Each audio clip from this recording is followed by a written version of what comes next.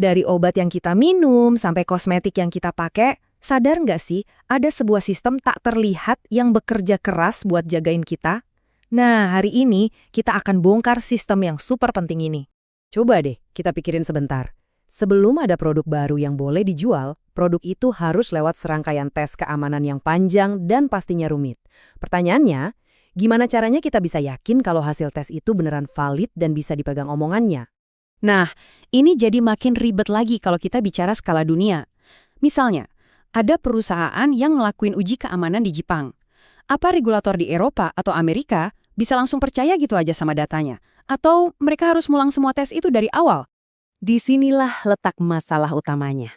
Tanpa adanya standar global, ya setiap negara bakal nguji ulang produk yang sama. Ini bukan cuma boros waktu dan uang loh, tapi ini juga berarti lebih banyak pengujian ke hewan yang sebetulnya nggak perlu. Dan yang paling penting, ini bisa menghambat produk-produk aman sampai ke tangan orang-orang yang butuh. Dunia ini butuh satu bahasa universal buat data, biar semua saling percaya. Untungnya, solusi untuk masalah itu ada. Organisasi untuk Kerjasama dan Pembangunan Ekonomi atau yang kita kenal sebagai OECD turun tangan dan mereka menciptakan sebuah kerangka kerja buat membangun kepercayaan data antar negara. Sistem inilah yang kemudian dikenal sebagai Good Laboratory Practice atau disingkat GLP. Yuk kita bedah lebih dalam lagi, apa sih sebenarnya GLP itu dan gimana cara kerjanya? Oke, ini definisi resminya. Kedengeran agak teknis ya? Kita sederhanain aja ya. Jadi, GLP itu bukan ngatur sains apa yang dilakukan, tapi lebih ke bagaimana sains itu dilakukan dengan benar.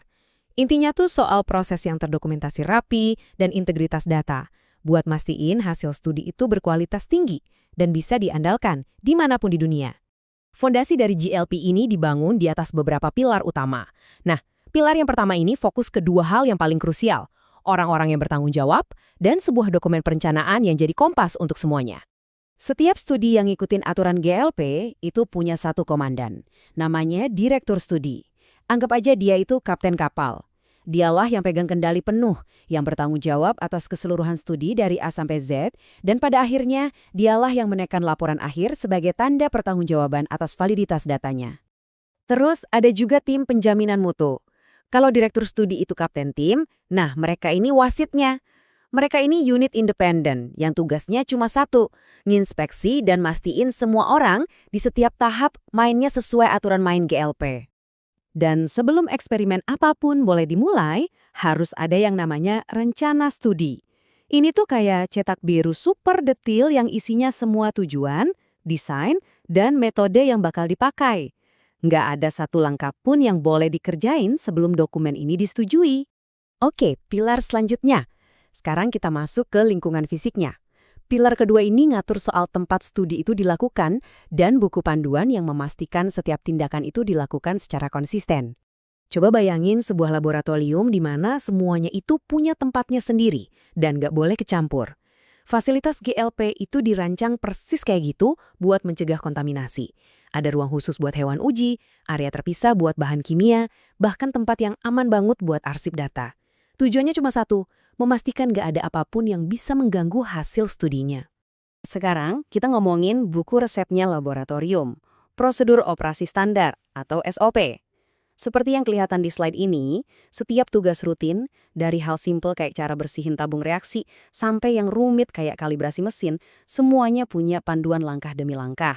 Inilah kunci konsistensi buat mastiin semua orang setiap saat ngerjain hal yang sama persis.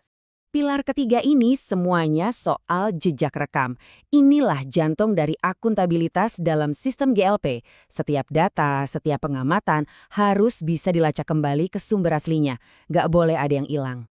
Kutipan dari prinsip OECD ini nunjukin betapa sakralnya data mentah itu. Apapun yang diamati harus langsung dicatat saat itu juga. Apa adanya, nggak boleh ditunda. Ini seperti motret kejadian yang sesungguhnya. Aturan emasnya, jangan pernah menghapus apapun. Slide ini ngejelasin prosesnya dengan jelas. Kalau ada kesalahan, cukup coret dengan satu garis, biar tulisan aslinya masih kebaca. Terus, tulis koreksinya, kasih inisial, tanggal, dan alasan perubahannya. Inilah yang menciptakan jejak audit yang transparan, di mana setiap perubahan bisa dilacak. Seluruh data mentah dan analisisnya kemudian dirangkum dalam satu dokumen, yaitu laporan akhir.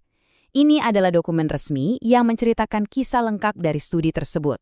Dan yang terpenting, direktur studi harus menandatanganinya sebagai pernyataan bahwa laporan itu benar-benar mencerminkan data mentah yang ada. Terakhir, semua materi studi, mulai dari rencana, data mentah, laporan akhir, bahkan sampel-sampelnya, itu disimpan dalam arsip yang super aman selama bertahun-tahun. Ini tuh kayak kapsul waktu ilmiah buat mastiin studi itu bisa diaudit dan diverifikasi ulang oleh otoritas kapan aja di masa depan. Kapsul waktu ilmiah ini bukan cuma buat disimpan ya. Ini adalah sebuah jaminan. Jaminan yang membawa kita kembali ke pertanyaan paling penting, kenapa sih semua ini harus dilakuin? Apa tujuan akhirnya? Tujuan akhir dari seluruh sistem JLP yang kelihatannya rumit ini adalah sesuatu yang disebut penerimaan data timbal balik atau dalam bahasa Inggrisnya Mutual Acceptance of Data, disingkat MAD. Inilah bahasa universal yang kita bicarakan di awal tadi.